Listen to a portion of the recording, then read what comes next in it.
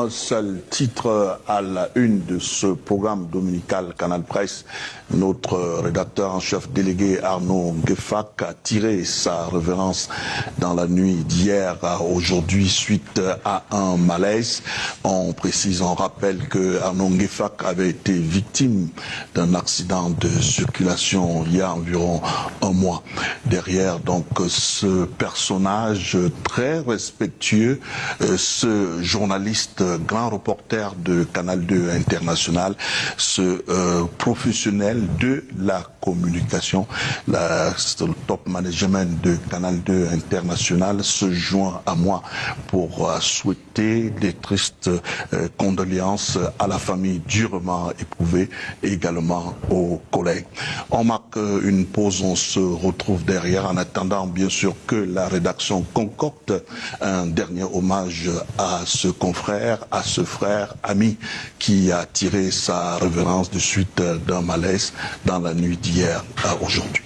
La mort a encore frappé, cette fois c'est du côté de Canal 2, je l'annonçais tantôt en début d'émission. Arnaud Gueffak, rédacteur en chef délégué à Canal 2 International, grand reporter, a tiré sa révérence très tôt ce matin après un accident de circulation survenu il y a une trentaine de journées. On va revenir beaucoup plus en profondeur sur l'homme, la rédaction qui s'apprête également à lui rendre un dernier hommage. Mais avant cela, on va prendre quelques réactions sur ce plateau avec nos invités de Canal Presse. On commence par Théophile Awana. Bonjour, bienvenue Théophile Awana. Bonjour Boubacarama. C'est beaucoup de plaisir. C'est vrai que ça me casse un peu. C'est avec beaucoup de plaisir que je retrouve ce studio. On a fait beaucoup de choses ensemble. Mais là, avec la nouvelle qui concerne Arnaud Gueffak, ça devient... C'est triste. Trop triste. C'est difficile. Très difficile. Ce confrère d'un respect inégalable, vous l'avez certainement connu, très professionnel, Arnaud Gueffak, Aristide Manda. J'ai ressenti beaucoup d'émotions. Je voudrais vraiment tout d'abord qu'il me soit permis à titre personnel. Et peut-être aussi en vertu, au nom de la chapelle, dont j'incarne les idéaux ici, à savoir le Rassemblement démocratique du peuple camerounais, de lui adresser, du moins à sa famille, son épouse, sa famille biologique, ses parents, s'ils sont, mes très sincères condoléances. Ce que je peux dire très brièvement, je ne l'ai pas connu personnellement, pour n'avoir pas eu le privilège de participer soit à un de ces plateaux, ou un reportage dont ces derniers temps, lui seul avait le secret par rapport à la saveur. J'ai observé l'immense progrès professionnel parce qu'il y a près d'une dizaine d'années, je le voyais, mais sur les 3-4 dernières années, il était stratosphérique. Il a énormément progressé.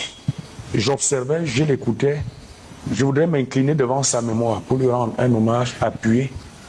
Mes condoléances, naturellement, s'adressent à cette belle maison, aux sénateurs et au corps des journalistes. On fait corps avec vous.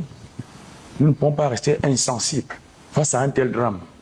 C'est quelqu'un de relativement jeune qui avait du talent, de l'humour, chaleureux, empathique, sympathique. J'en garde un souvenir saisissant et que Dieu lui ouvre les portes de son royaume.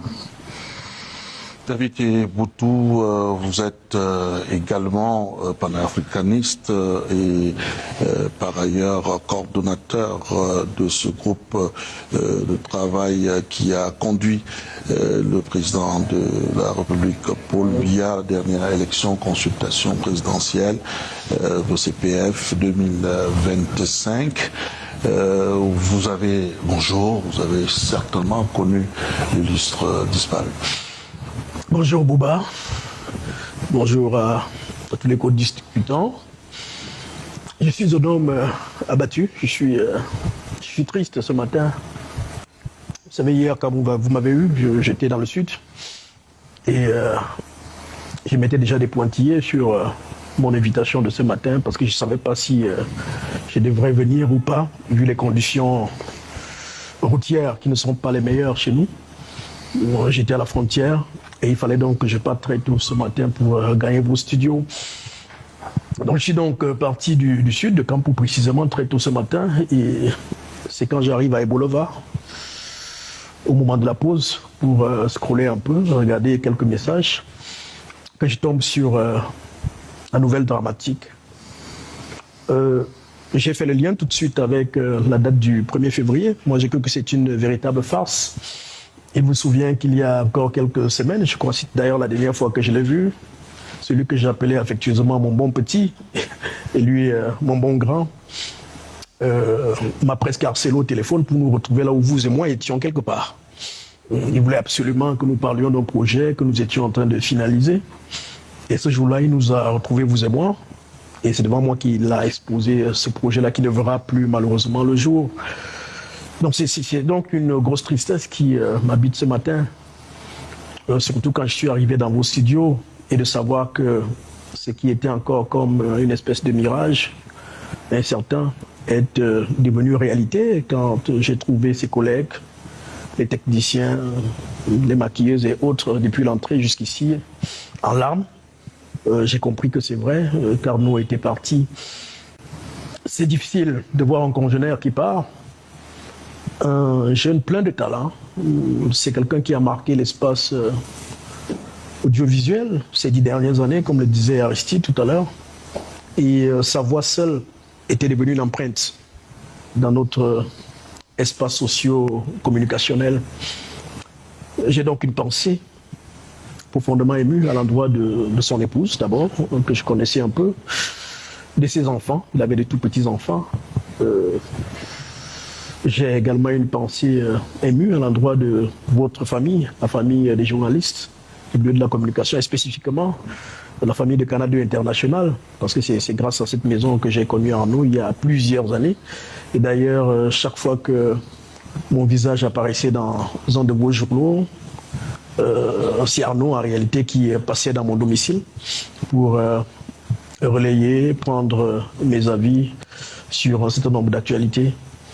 Je suis donc quelqu'un de profondément meurtri ce matin, mais j'en tire au moins une conclusion qui est celle qui devrait nous habiter le long de notre séjour sur Terre, c'est que cette vie est manifestement précaire.